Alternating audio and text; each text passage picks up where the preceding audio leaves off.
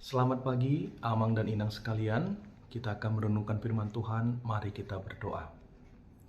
Terima kasih Tuhan atas penyertaan-Mu. Berkatilah kami dalam perenungan ini. Di dalam nama anak-Mu Yesus Kristus kami berdoa. Amin. Firman Tuhan bagi kita diambil dari Roma pasal 12 ayat 9. Hendaklah kasih itu jangan pura-pura. Jauhilah yang jahat dan lakukanlah yang baik. Demikian firman Tuhan. Ada udang di balik batu. Satu istilah yang sering kita dengar dalam kehidupan kita.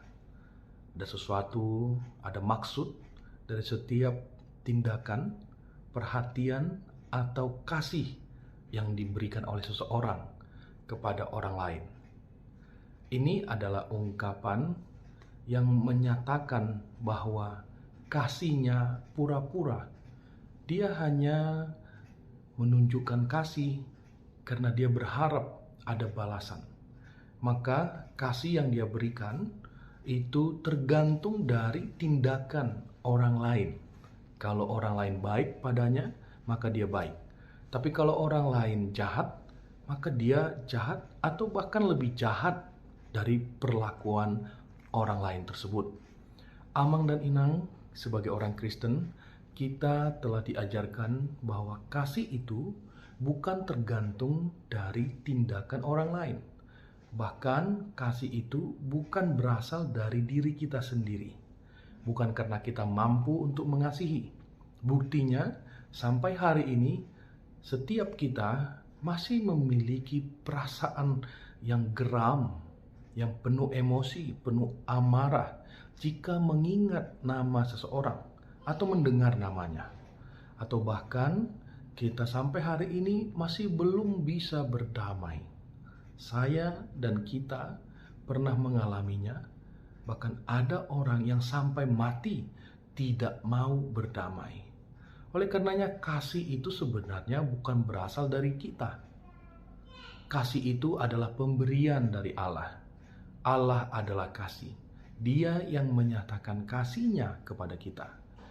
Maka sebagai orang yang beriman, mengasihi adalah bagian yang melekat di dalam iman sebagai identitas orang beriman. Itu terlihat dari kasih. Kita mengasihi. Dalam nats ini, kasih yang dimaksud adalah kasih agape, kasih paling tinggi. Bukan karena kasih kepada manusia, tapi kasih dari Allah. Kasih yang berasal dari Allah. Ini kasih yang menjelaskan tentang komitmen, kesetiaan, kebajikan. Di mana jika seseorang manusia mengalami kasih ini, dia akan mengutamakan kepentingan banyak orang daripada kepentingan dirinya sendiri. Dia akan mampu berdamai dengan banyak orang. Sekalipun sesuatu itu muncul bukan karena kesalahannya. Barangkali dia difitnah, dia diejek, dia disudutkan. Namun dia mau memaafkan. Dia mau mengasihi. Inilah kasih yang sejati yang diberikan Allah kepada kita, Amang dan Inang.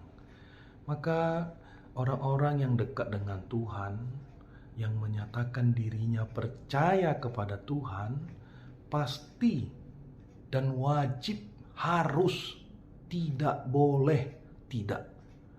Dia harus mengasihi. Padanan dari kata ini kita bisa merenungkan tentang memaafkan, Amang dan Inang. Semua kita harus memaafkan.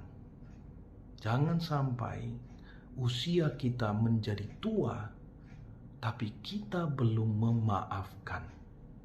Karena memaafkan itu adalah iman itu sendiri.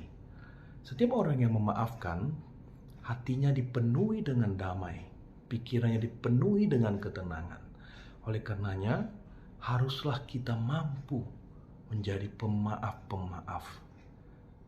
Amang dan Inang, kita pun pernah salah. Barangkali kesalahan yang tidak disengaja oleh kita. Tidak ada maksud.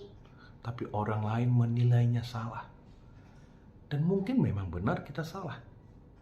Maka jangan sampai kita masuk dalam pemahaman bahwa diri kita saja yang benar, sehingga kita menghakimi orang lain tanpa kita sadarin. Karena firman Tuhan berkata, Tuhan hanya dekat bagi orang-orang yang punya hati yang tulus, hati yang murah. Artinya dia ringan untuk memaafkan, dia ringan untuk berbagi kasih kepada orang lain. Dan inilah kemenangan kita, Amang dan Inang, sebagai orang yang telah diselamatkan oleh Yesus Kristus di kayu salib. Kita telah pertama sekali diampuni. Sebenarnya kita tidak layak, tapi kita diampuni oleh niat Allah sendiri. Maka tunjukkanlah kasih itu apa adanya, dengan tulus.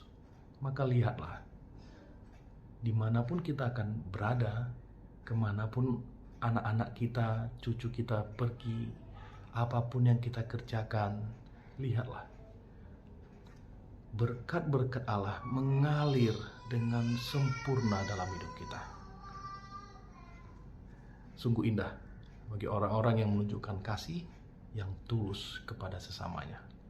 Kasihi dan imani, kita telah pertama sekali menikmatinya daripada Allah. Amin, kita berdoa. Terima kasih Tuhan untuk firman-Mu. Engkau mengajarkan kami untuk mengasihi. Ajari kami dan kuatkan kami. Kami mau berdamai dengan saudara-saudara kami. Kami mohon ampun pertama-tama kepada Tuhan atas sikap kami yang terus memendam dendam itu, yang belum mau berdamai. Kami mau ampun Tuhan di hadapan-Mu. Kami maafkan saudara kami dan berilah kami hati yang lapang untuk melakukannya. Terpujilah nama-Mu Tuhan sekarang sampai selama-lamanya. Di dalam nama anak-Mu Yesus Kristus kami berdoa. Amin.